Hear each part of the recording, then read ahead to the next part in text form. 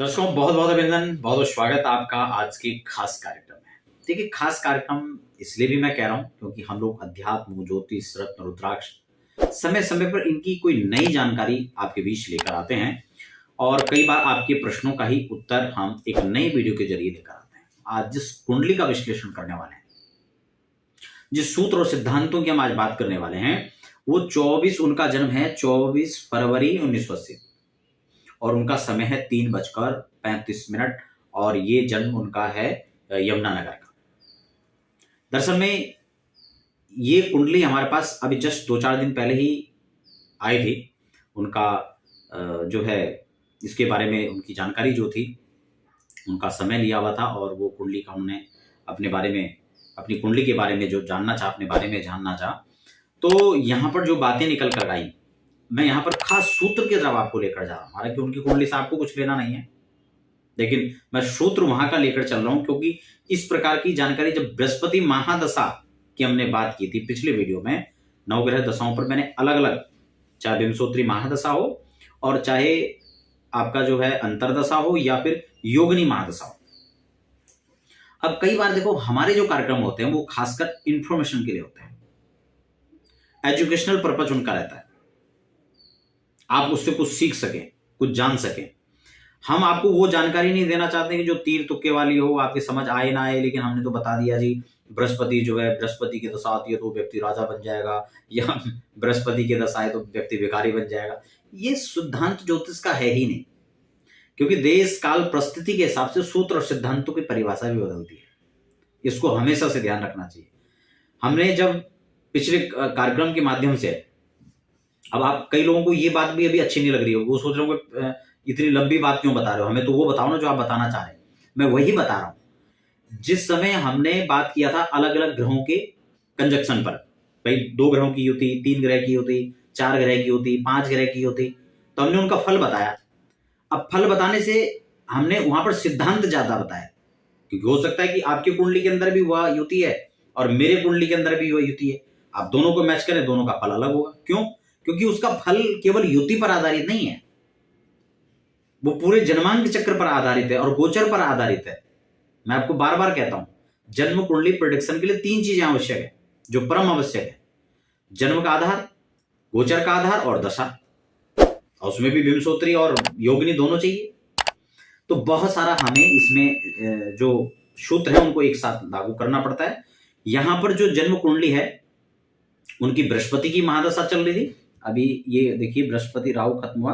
देखिए, राहु का पीरियड उनका जबकि अच्छा रहा लगभग, लेकिन बृहस्पति जब स्टार्ट हुआ तो तब से लेके और 2022 में अब बृहस्पति उनका खत्म हो चुका है।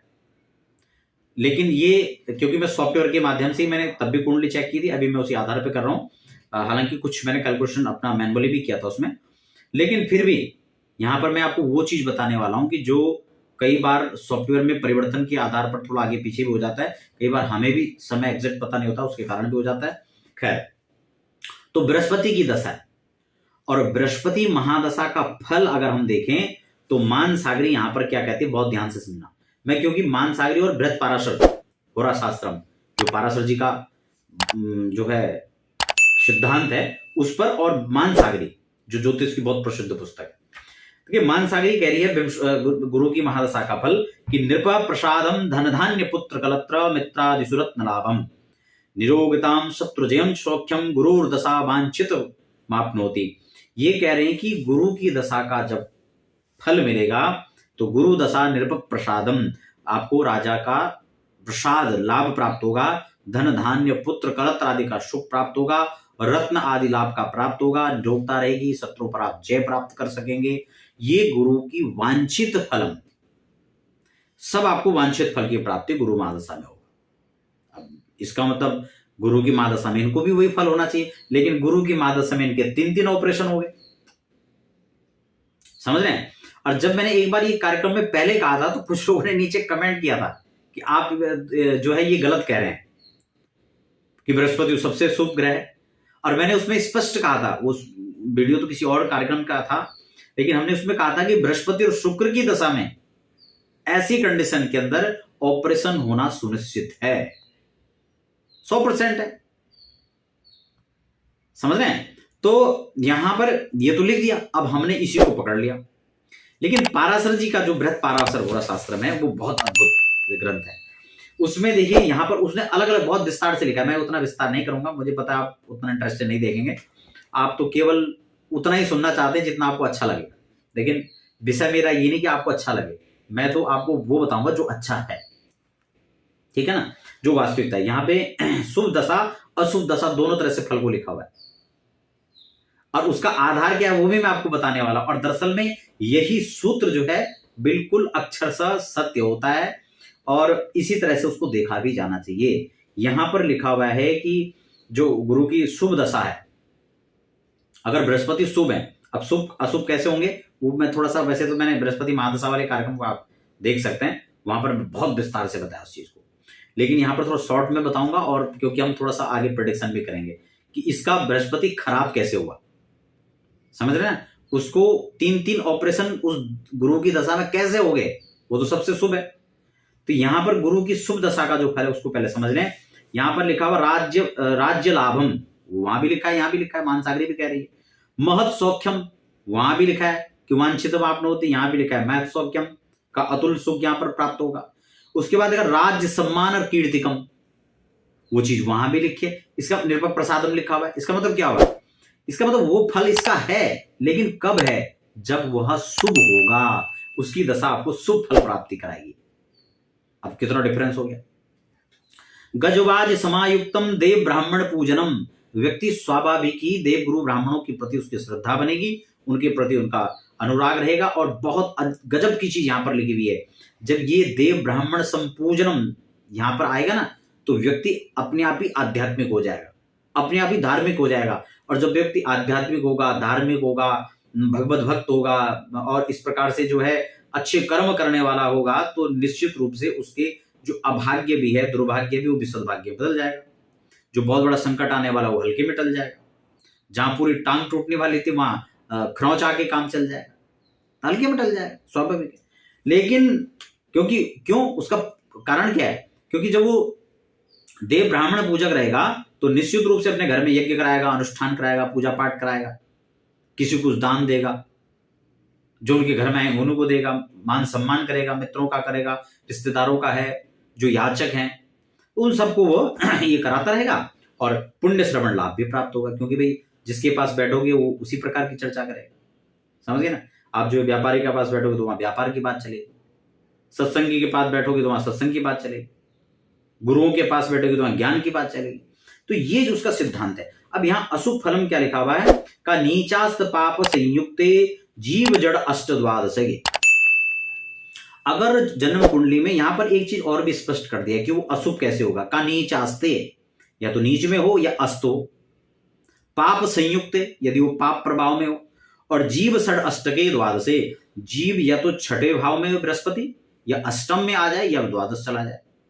हालांकि द्वादश का सूर्य बृहस्पति हमेशा से नुकसानदायक नहीं होता है, ये भी आपको बता दो। वो आध्यात्मिक भी खर्च कराएगा, वहां पे वो व्यय कराएगा तो आपको घूमने फिरने में कराएगा, अध्यात्म में रुचि रहेगा, वो कथा करवाएगा आपसे, वो आपसे अनुष्ठान पूजा पाठ करवाएंगे, तीर्थ यात्रा करवाएंगे, वहां पर खर्च तो करेगा लेकिन अशुभ में नहीं करेगा, ये खास बात यहां पे। उसके बाद लिखा हुआ स्थान भ्रंश मनस्तापम, समझ रहे हैं, वो अगर ऐसा बृहस्पति है तो वो स्थान भ्रष्ट यानी पद भ्रष्ट हो सकता है व्यक्ति, वो जिस पद पर है, जिस कद पर है, वहां से भ्रष्ट होने की संभावना बन जाती है। मनस्तापम, व्यक्ति का मन जो है ताप से, संताप से पीड़ित रहेगा। और पुत्र पीड़ा महद भयम, खुद को भी पीड़ा मिलेगी और पुत्रों को भी मिलेगी, और धन धान्य में भी यहां पर संकट खड़ा हो जाएगा, और भय का वातावरण बना रहेगा। हानि तीर्थ यात्रा अधिकम लभे, तीर्थ यात्राओं के लाभ तो मिलेगा किंचित मात्र, लेकिन ये हानि जो है, धन की हानि, स्वास्थ्य की हानि। अब यहां पर जब ऑपरेशन हुआ होगा तो आप समझ सकते हैं, धन की हानि भी होगा, उसके साथ मन की हानि भी, और मनस्तापम, मन का संताप भी बढ़ेगा, और शारीरिक पीड़ा भी होगी। तो यहां पर पाराशर जी कहते हैं कि अगर इस प्रकार की बृहस्पति की दशा आ रही है तो इस प्रकार का उसको लाभ मिलेगा, और इस प्रकार का उसको संताप मिलेगा, दोनों चीजें। अब बहुत बड़ा विषय, अब देखो इसकी कुंडली में जो मैं आपको जो चीज यहां पर समझा रहा था, इनकी कुंडली में देखो बृहस्पति की क्या कंडीशन है। यहां पर बृहस्पति भाग्य भाव में बैठे हुए हैं और लग्नेश बन करके बैठे हैं। लग्नेश का मतलब आप समझ गए होंगे कि सारा स्वास्थ्य से, शरीर से संबंध है, खुद से संबंध है उसका। और वह लग्नेश उस व्यक्ति का भाग्य भाव में बैठा हुआ है और बृहस्पति के साथ राहु भी बैठा हुआ है और मंगल भी बैठा हुआ है। अब राहु मंगल का योग आप समझ गए, अंगारक, और बृहस्पति और राहु का योग आप समझ गए, चांडाल। तो ये दोनों प्रकार के योग को यहां पर बना रहा है, अर्थात गुरु चांडाल योग इसकी कुंडली में भाग्य भाव का बैठा हुआ है। और सबसे खास बात कि मैंने जब इनको एक बात कही कि आप जो ये बहुत बड़े उद्योगपति हैं, ऐसा नहीं कोई सामान्य आदमी है, बहुत बड़े आदमी हैं, लेकिन इनके भाग्य ने जहां तक इसको पहुंचाना था, अब ये भी यहां पर सूत्र समझ लें। कई लोग सोचेंगे कि यार गुरु चांडाल हमारी कुंडली में भी है, तो हम भी क्या इतने बड़े आदमी बन सकते हैं। सबसे पहले तो बड़े की व्याख्या और वो बहुत अलग विषय, हम उस पर नहीं चर्चा करेंगे, लेकिन क्या हम भी उसके लेवल का बन पाएंगे? अगर हम बड़े धन से ही मान लें तो क्या वहां तक पहुंच पाएंगे? नहीं। क्यों? क्योंकि इसलिए नहीं क्योंकि ये इसका की कराधारा नहीं है, ये इसका बैकग्राउंड भी इसका मजबूत था। मान लो पिता की फैक्ट्री है, पिता की कंपनी है, बहुत बड़े कारोबारी हैं, तो वहां का भी कुछ सहयोग था या कुछ उसने अपने बलबूते किया, लेकिन वहां जहां उसको पहुंचना चाहिए था वास्तव में भाग्य का उतना साथ नहीं मिल पाया।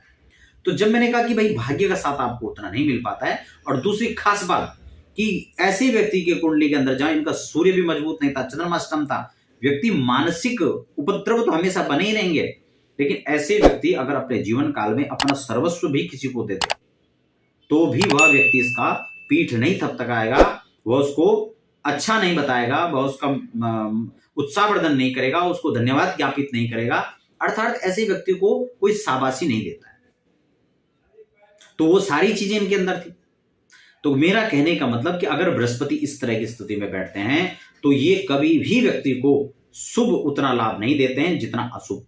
हालांकि अपने स्तर पर धन धान्य के लिए वो वृद्धि भी करेंगे, लेकिन धन की हानि भी कर रहे हैं। मान लो 1-2 करोड़ रुपए कमा भी दिए होंगे, लेकिन यहां पर लाखों रुपए इसमें लग भी गए। अब करोड़ से लाखों का देखा जाए हिसाब किताब तो थोड़ा दूरी भी है, यूं भी कह सकते हैं उसको। मतलब कुल मिला के उसमें हानि ज्यादा है, और हानि स्वास्थ्य हानि, राज्य हानि, मान हानि, धन हानि, ये सभी प्रकार के, पुत्र कलत्र का भी शोक आदमी को प्राप्त हो जाता है। तो जो सबसे शुभ ग्रह हैं बृहस्पति, वह यहां पर कैसे अशुभ बन सकते हैं?